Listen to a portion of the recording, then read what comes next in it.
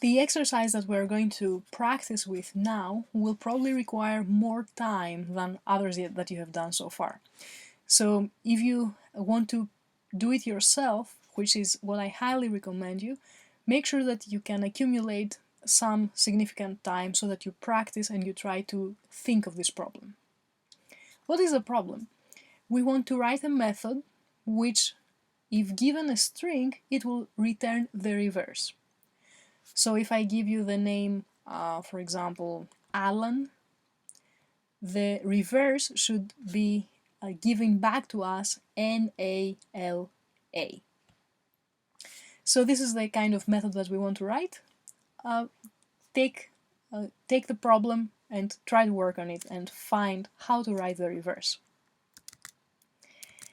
I'm bringing up, like usual, the IntelliJ IDEA, and what you see here is a little bit different than what I'm usually doing.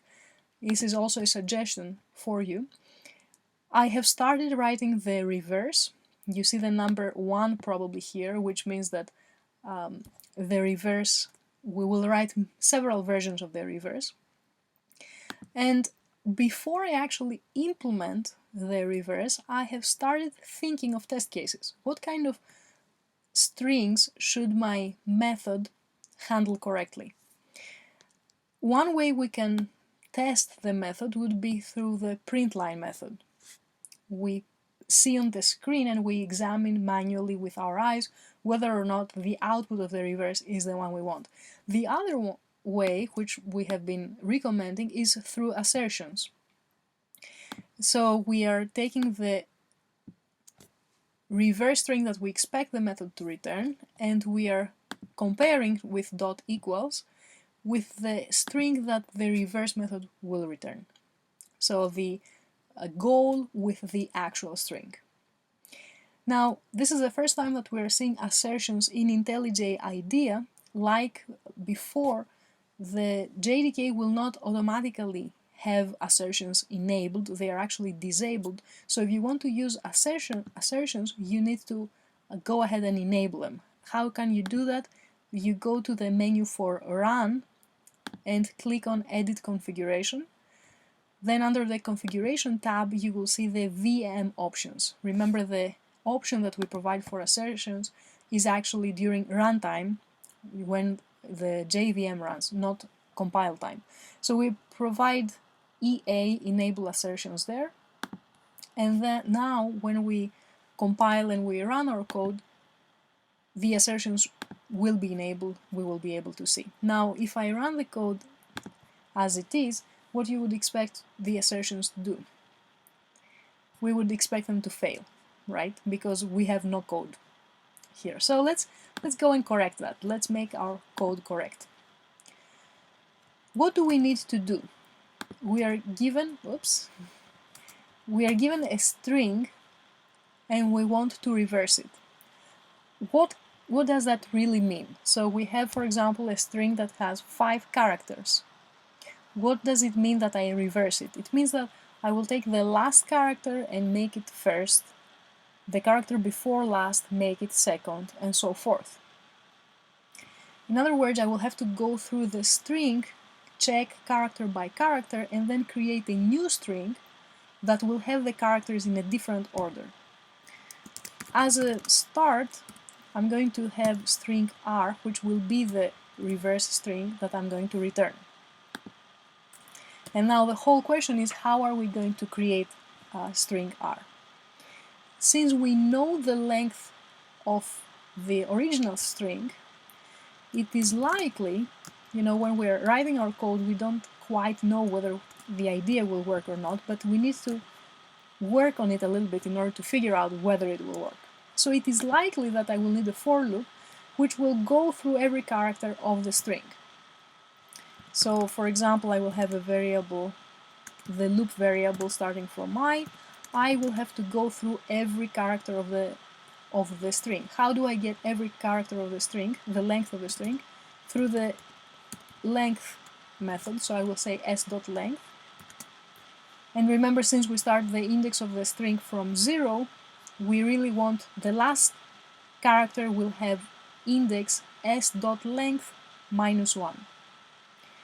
and maybe go through every character one after the other. That's why we are only increasing I by 1. We want to examine every character. Now, at every time we go through a character, we probably are going to do something to R. And since we're examining every character, we're probably going to use the char at method. And what is the index there that we will need to have is a question here. Now, let me point out that this is not the only way to implement reverse. This is not the only algorithm. I'm just providing one idea here. You may have correctly implemented it in a different way.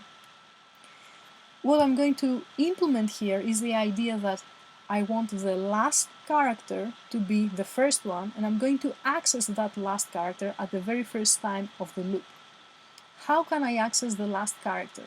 It will be the char at what index? We already said it is going to be s dot length minus 1. This is the index of the last character. Now, why is the compiler complaining here? And we can see the exact message here. It says change variable r type to char. And why is that? Because the char at is returning something that is of type char. We have declared r as string. We will take care of that in a little bit. But before that, I want you to be confident in understanding what we're doing here. What will happen the very first time that we run the loop? The very first time we're going to put our hands on the last character of the loop. Great.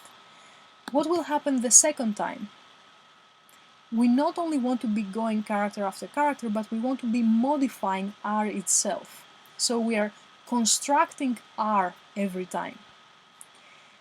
So we will be appending or prepending the next character that we're going to read at the next iteration to the character that we read before.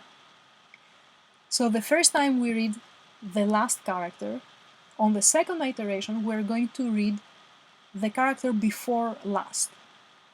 How are we going to make sure that? In the way we have written the code, every time it is going to access the very last character. In order to access a different character at every iteration, we need to make this expression as a function of I.